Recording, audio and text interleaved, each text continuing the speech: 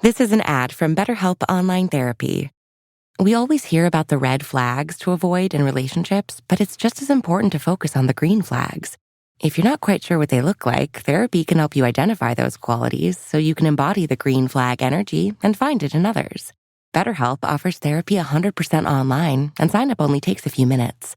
Visit BetterHelp.com today to get 10% off your first month. That's BetterHelp, HELP.com. Are negative Google reviews hurting your business? Don't let unfair feedback cost you customers. At Webamax, we specialize in removing false, misleading, and damaging reviews so your online reputation stays strong. Our expert team works quickly and legally to clean up your digital presence, helping you rebuild trust. Visit us on the web at www.gowebamax.com. That's GOWEBIMAX.com, or text us for a free quote at 856-840-8343. Don't let bad reviews define you. Get immediate help from Webamax. Every cup of Nespresso coffee is an invitation to transform your morning routine into a ritual you can treasure each and every day. Using the Virtuo Pup, a simple touch of the button freshly brews bold aromas and a rich, velvety crema layer for delicious cafe-quality coffee at home. Whether you enjoy your coffee hot or over ice, every sip, every morning is unforgettable. Nothing tastes like Nespresso coffee. Visit Nespresso.com or our app to explore our full range of easy-to-use machines and coffees not found anywhere else. This episode is brought to you by Abercrombie.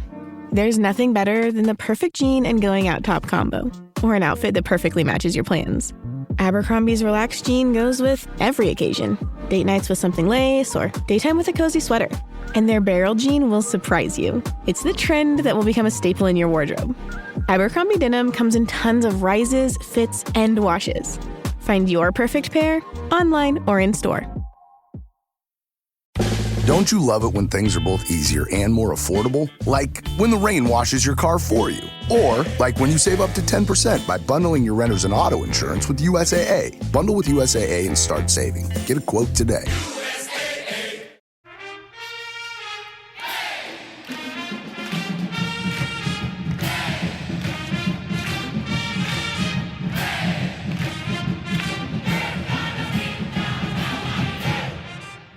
Hey there, Duke fans, and welcome to episode number 92 of DBR Bites, the Duke Basketball Roundup. I am Donald Y. I'm your host for this episode. I have Jason with me. We are still Sunday. We are not even 4 seconds after recording episode number 694. So go check that in your feed. That was the recap of the Stanford game. We are here to preview the game tomorrow night, or Monday night. You're going to get this on Monday. So Monday night against the Virginia Cavaliers. We are on the road at John Paul Jones Arena. Jason, before we start the main record and who we think, I think we have to acknowledge the fact that we're entering John Paul Jones Arena against the Virginia Cavaliers team who's been struggling this year.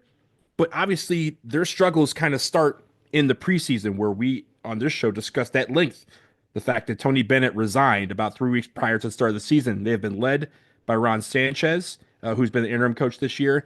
But it hasn't really changed what they do, but it almost in a way changes how teams approach it. And I think that's part of the reason for their struggles.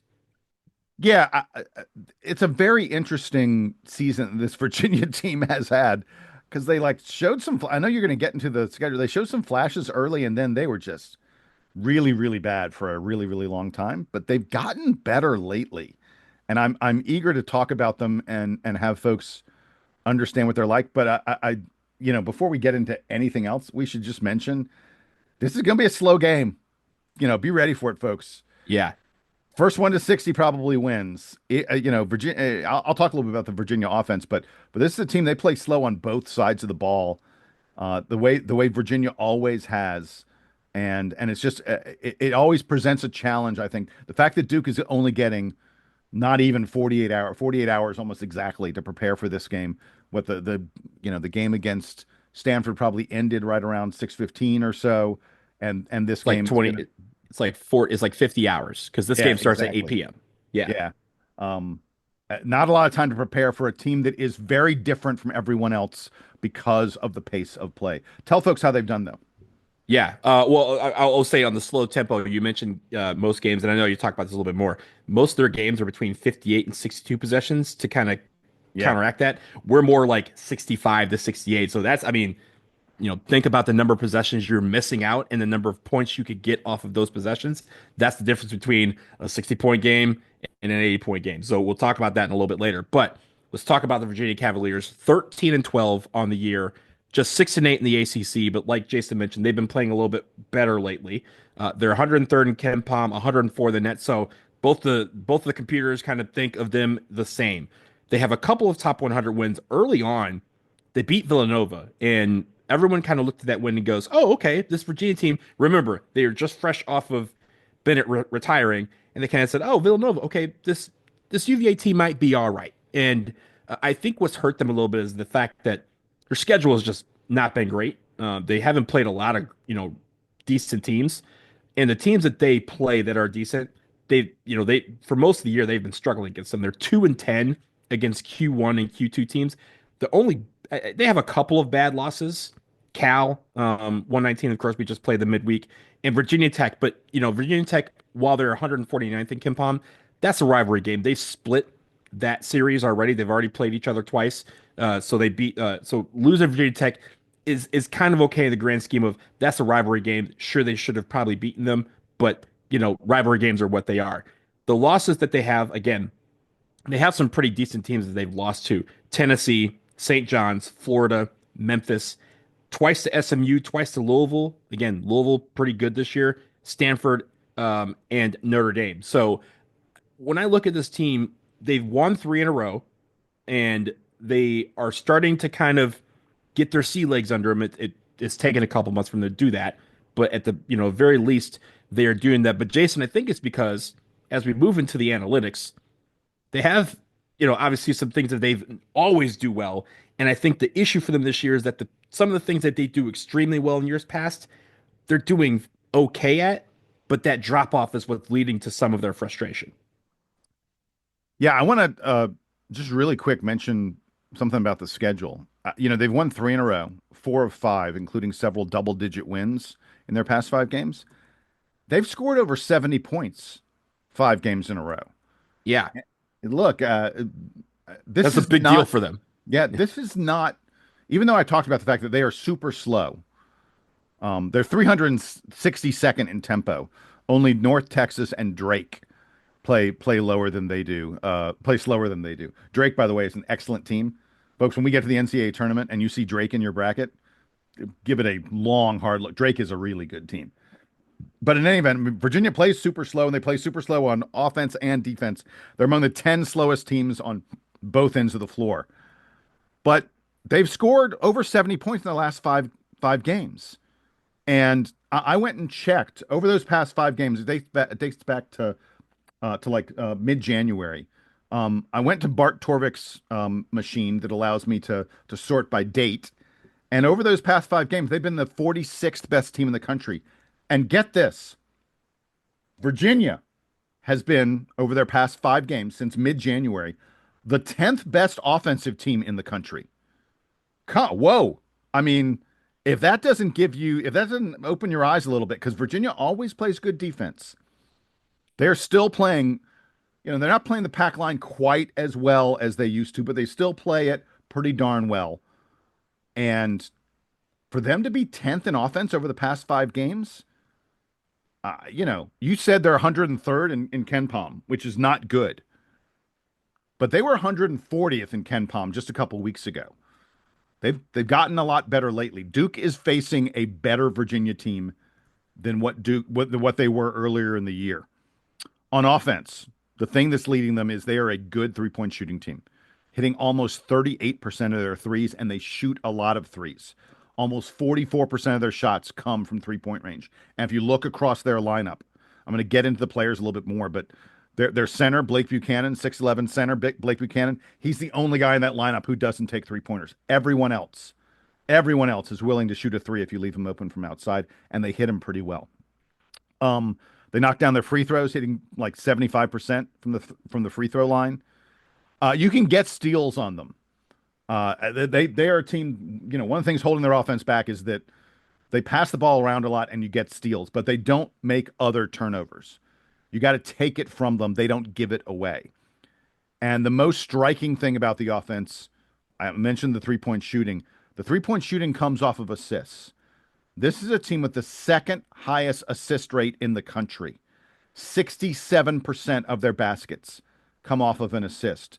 Virginia is moving the ball around really, really nicely on offense.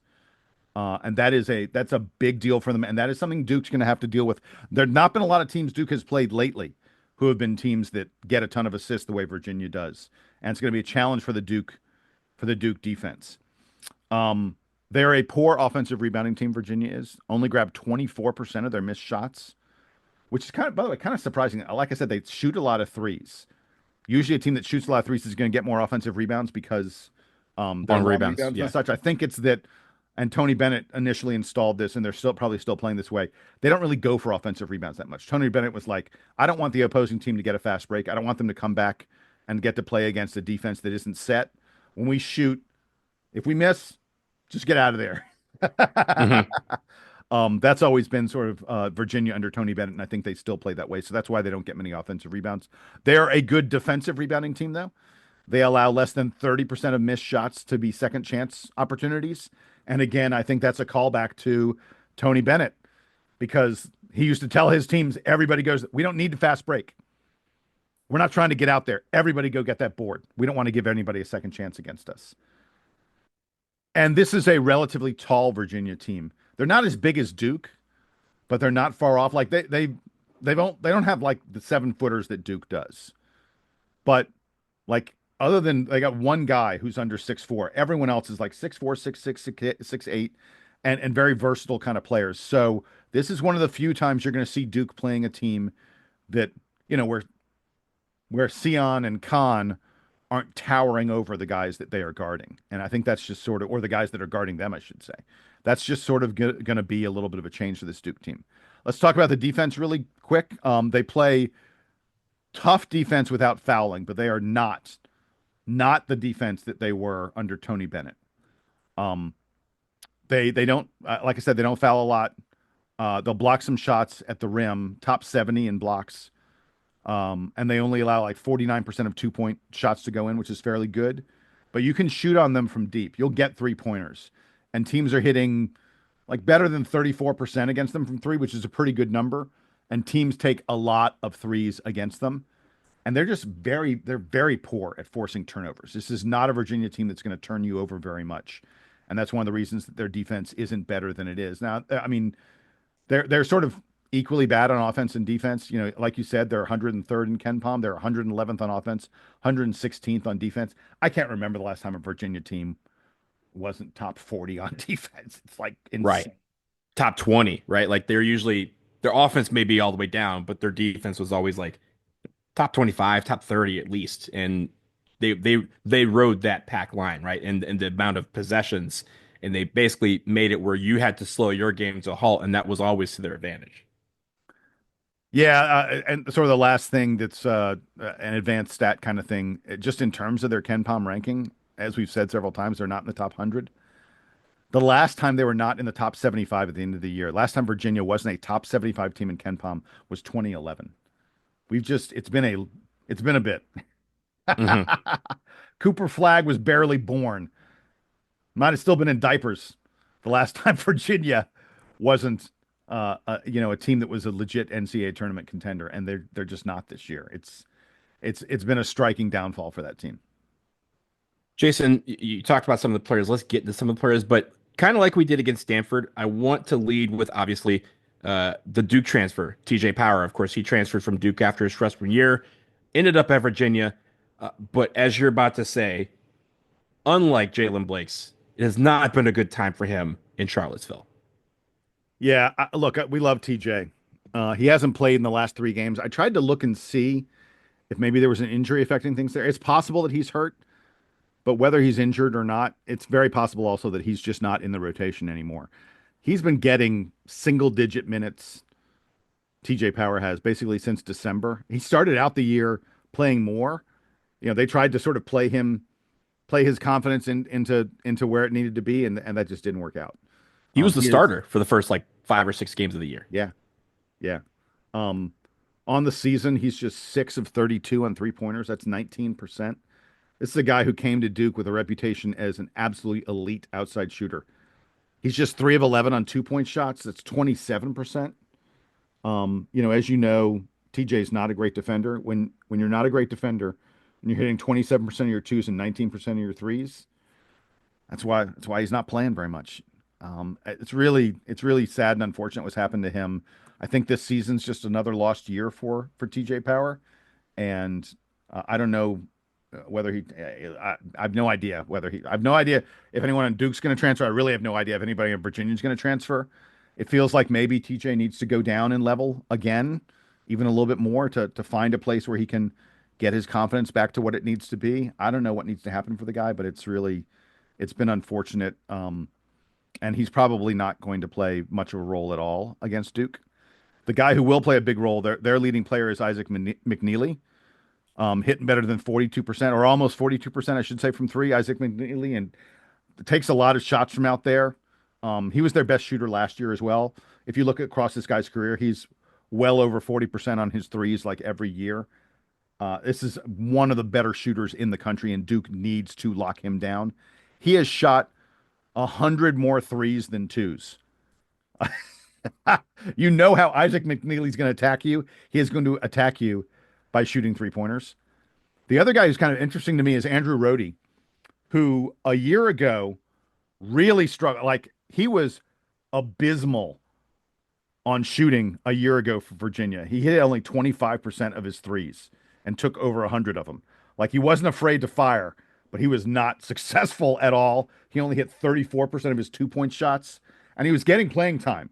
Like, he would play a lot for Virginia and just miss shot after shot after shot. It was a terrible season for him. This year has not been that case. Andrew Rohde is hitting better than 40%, almost 41% of his 3-pointers this year. He's taking more 2-pointers as well, and he's at like 45% or so. He's also their leading assist guy. He has a really high assist rate. He is sort of the guy where the ball comes through him more than anybody else on the team, and he sets everybody else up. His assist rate in ACC play is number 1. He is the leading. Now, that's not in terms of the number of assists, because it factors in your playing time and things like that. But his assist rate, percentage of time on the floor, percentage of the time he results in an assist for his teammates, he's nearly at 40% when he is on the floor. That is a crazy, crazy number. He's like the replacement for Kihei Clark from years past, right? Kihei Clark played for 42 years at Virginia, but every year he was like, 8 points, 7 assists a game. You're just like, but every single time the ball ended with him, it was a good thing because he ended up giving it to the right person at the right time who would make a shot. Yeah, but Andrew Rohde, like I said, in ACC play, assisting on nearly 40% of the baskets when he's in, that's some crazy stuff. He's a 6'6" wing, but the ball's going to be in his hands a ton of the time. And then a few of the, it's sort of, they got an interesting situation happening sort of among their big men. They kind of got a 3-headed monster between Blake Buchanan, Jacob Coffey, and Elijah Saunders, I should say. Elijah Saunders, 6'8", 240. Jacob Coffey, 6'10", 230, 240. Blake Buchanan, 6'11", 230. These are big boys. These are 3 large individuals. Other than Blake Buchanan, they are all willing to shoot outside, but they also get good shots on the inside. Elijah Saunders has sort of moved into kind of a 6th-man role in past few games, but he's like their second leading scorer on the season. This is a very, very balanced Virginia team. Isaac McNeely gets in the teens, but other than that, they've got like 4 or 5 other guys who are all threats to score between 8 and 12 points. And they're a reasonably deep team. They play a lot of, get a lot off their bench. They got several freshmen who are playing meaningful minutes for them. It's an interesting makeup is this Virginia team. And like I said earlier, they're fairly big. Day Arms, or Day, I'm not sure. Day Arms is 6'1". But other than him, these are all bigger guys. They're all over 200 pounds. They're going to be able to bang with Duke. They're not going to be intimidated by Duke's size and length. And I just think they present a an unusual a team that plays super slow is going to present an unusual situation for Duke. I'm really interested in seeing how we adjust to it. I wish we had more time. You're listening to this podcast. The game's like practically about to happen. I wish Duke had more time to prepare for these guys. Yeah, I think that's part of the challenge, right? It's not necessarily a thing to watch, but when we talk about these Saturday, Monday doubles, we've always hinted at the fact that, one team you might have all week to prepare for, and then one team you have less than 40 hours in some instances before you're able to play them. And so far this year, Duke has kind of navigated these things. But this is a tough test because this is on the road, and it's not like we're coming home to Cameron, right? It's on the road, and it's in a place where traditionally we're not, we've had some struggles against a team that everyone has struggles against because they grind the game down to a pace that is in their wheelhouse every single time. So for me, when I look at the things to watch, Jason, the first thing is get past the pack line, right? Smart passes, smart decisions, finish strong. When you look at some of UVA's losses, a lot of them come with opponents shooting over 50% from two, and in some cases close to the 60%. You just mentioned against Stanford, we shot over 70% from 2-pointers. We want to have situations where we're getting easy baskets through smart passes and smart decisions. And you have to finish strong. Yeah, sure, they're going to present some threes and we're going to be able to take them when we do. And we need to continue to make them. But I think the key here is if we can be strong and establish the paint and lead those paint points, we're going to have a pretty good time against Virginia, because Virginia just doesn't have the bodies to really counteract that. I think the one thing on defense that we need to do is get into passing lanes. Like you mentioned, they're second in the country in assist rate. 67% is an absurd number. That's a number that we aim for, but it's more about trying to get to 60%.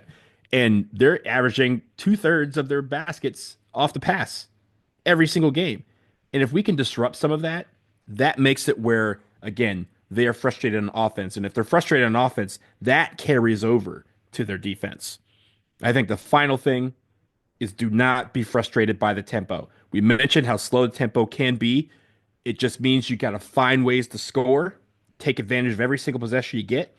But I think Duke is going to have opportunities to pick up the pace, because if they're able to get steals, right, and get in the passing lane, especially if they're passing the ball around the perimeter, if you get a steal on one of those, you're going the other way and not allow.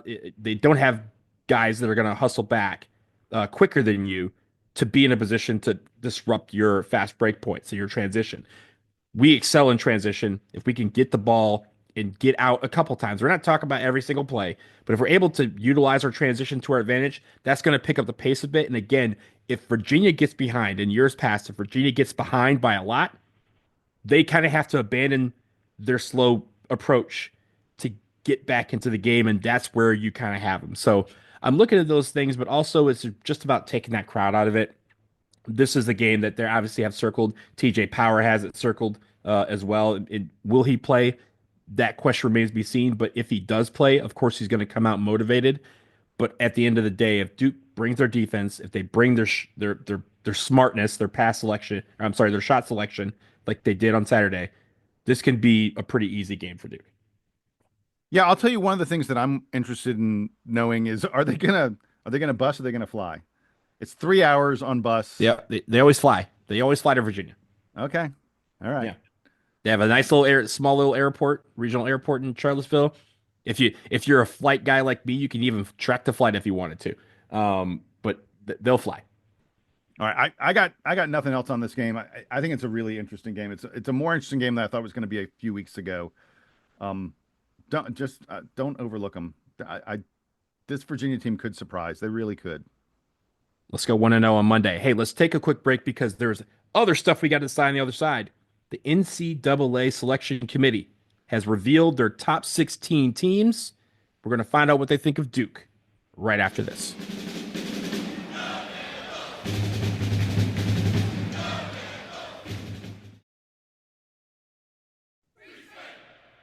All right, Duke fans, are you ready to optimize your nutrition this year? Factor has chef-made gourmet meals that make eating, well, easy. They're dietitian approved and ready to heat and eat in 2 minutes, so you can fuel right and feel great no matter what life throws at you. And these meals are fantastic.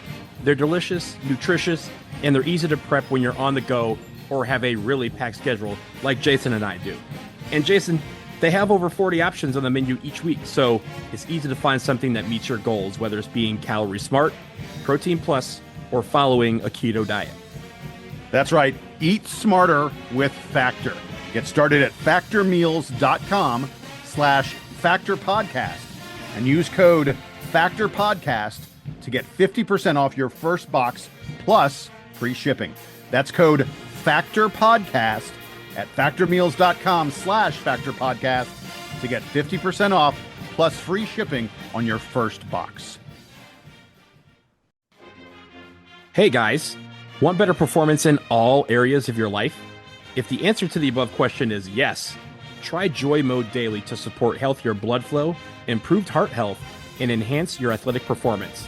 Expertly formulated and backed by science, it's proven to improve performance by 50% in just 60 days. That's right. All you do is simply mix a booster pack with water, and you'll feel the effects within 45 minutes. Take control with Joy Mode. Get a boost anytime, anywhere, and never miss a beat. Start a subscription today and save up to 30%. Keep your performance at its best without any interruptions. So if you're looking to take your game to the next level, visit tryjoymode.com and use code DukeBB at checkout for 20% off single purchases and 30% off subscription orders. That's tryjoymode.com and use code DukeBB for 20% off single purchases and 30% off subscription orders. Pepsid Complete knows that food is one of the best parts of game day. That is, until heartburn strikes. Thankfully, just one chewable tablet of Pepsid Complete provides dual-action heartburn relief with an antacid that starts working instantly and an acid reducer that lasts all day. So you can stay focused on that second helping of chili without worrying about heartburn. All day based on 8-hour symptom relief studies during the day. Use product only as directed. This episode is brought to you by Atlassian. Atlassian makes the team collaboration software that powers enterprise businesses around the world, including over 80% of the Fortune 500. With Atlassian's AI-powered software like Jira, Confluence, and Loom, you'll have more time to do the work that matters. In fact, Atlassian customers experience a 25% reduction in project duration per year. Unleash the potential of your team at Atlassian.com. Atlassian.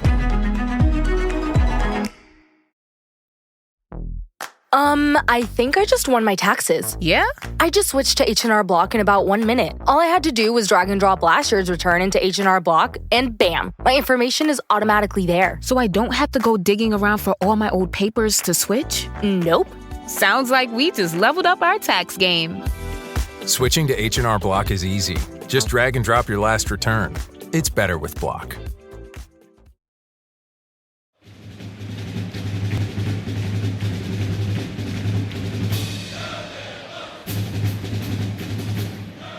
We are back and we are shifting our gears. We're going to go expand a little bit. The NCAA tournament is less than a month away. Selection Sunday is less than a month away.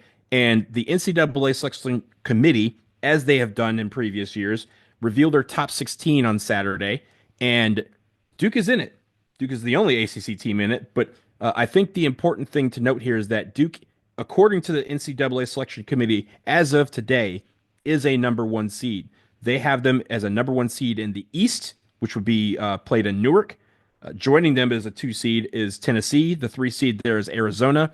And the number 4 seed is St. John's. Duke is the 3rd overall seed in this tournament. So the only teams that they rank ahead of Duke, Auburn and Alabama, who played each other on Saturday.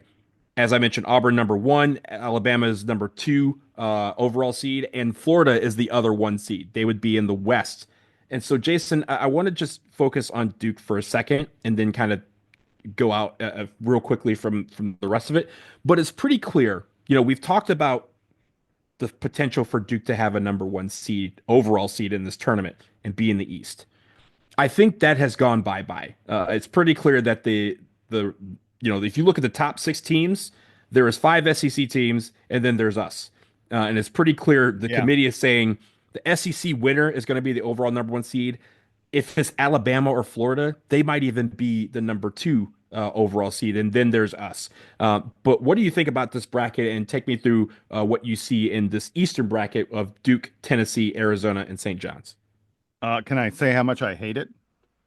Yes, you can. Yeah, there's a show for it. I am not a fan. Look, it's early. Teams still have to keep playing games. The way they've seeded them right now in terms of dividing up the different brackets and the such could be completely different. Probably almost certainly will be completely different, when we get to a month from now. But Tennessee as our number 2, St. John's is the number 4 we would face. No, thank you. I want no part of that. I mean, the other number 4s are Texas Tech, Kansas, and Michigan. I would take any one of those 3 teams 10 times out of 10 over the St. John's club. The St. John's, I think, is really good. They play great defense. And Tennessee is far and away, the best of the 2 seeds. I really hope Duke doesn't get stuck with the best of the 2 seeds. I sort of thought that what they would do is because it's going to be the way, at least at the moment, unless something crazy starts happening and SEC teams start losing to teams they shouldn't, which hasn't happened all year. It feels like Duke is going to be the only one of the top 5 teams that isn't an SEC team. And I sort of thought if you did that you would take the number 4 SEC team, or I should say the number 3, the number 4 and the number 5 seed, and put them together in a bracket. You'd sort of be like, okay, we couldn't decide which one of these 2 SEC teams was going to get a number 1 seed. So we gave one and 1 and the other the number 2, and they play each other. And to me, that would be very fair and that would be very logical. No, instead, they give Duke the 4th best SEC team in Tennessee.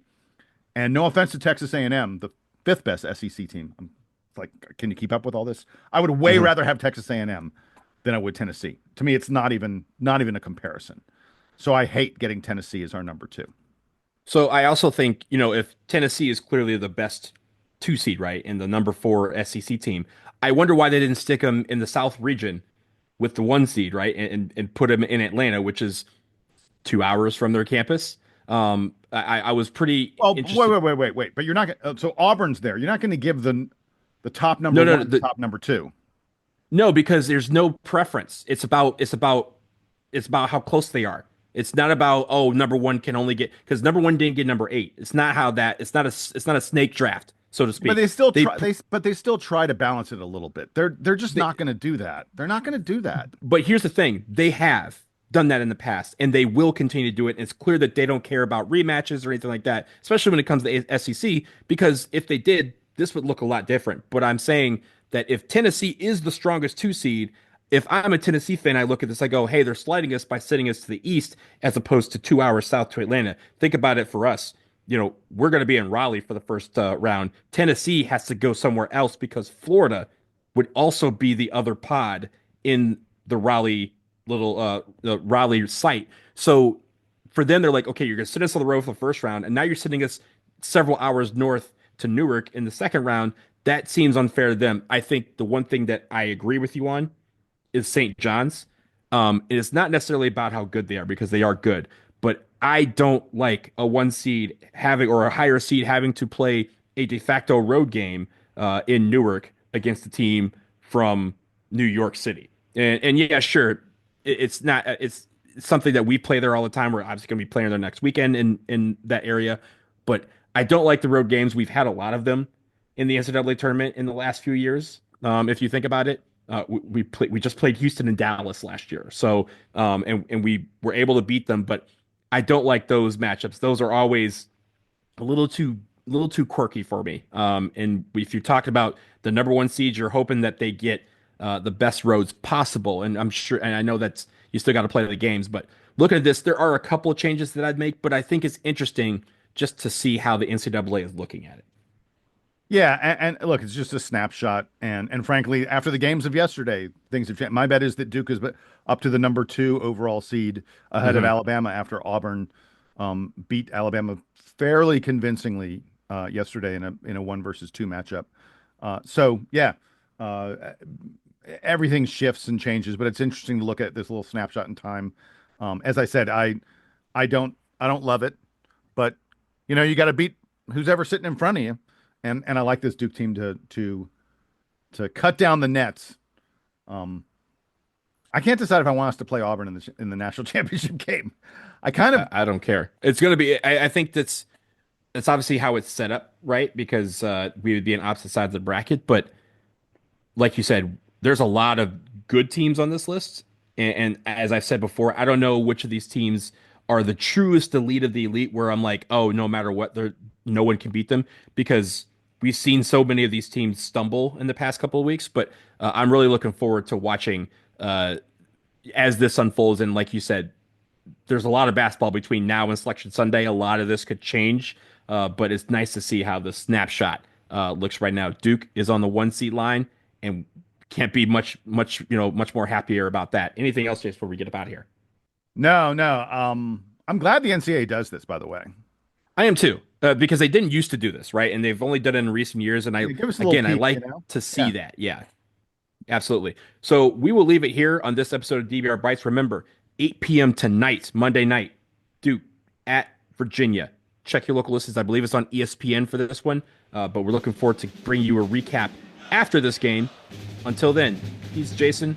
I'm Donald. We're going to get up out of here. We're going to leave the Duke band to play us out and take us all home.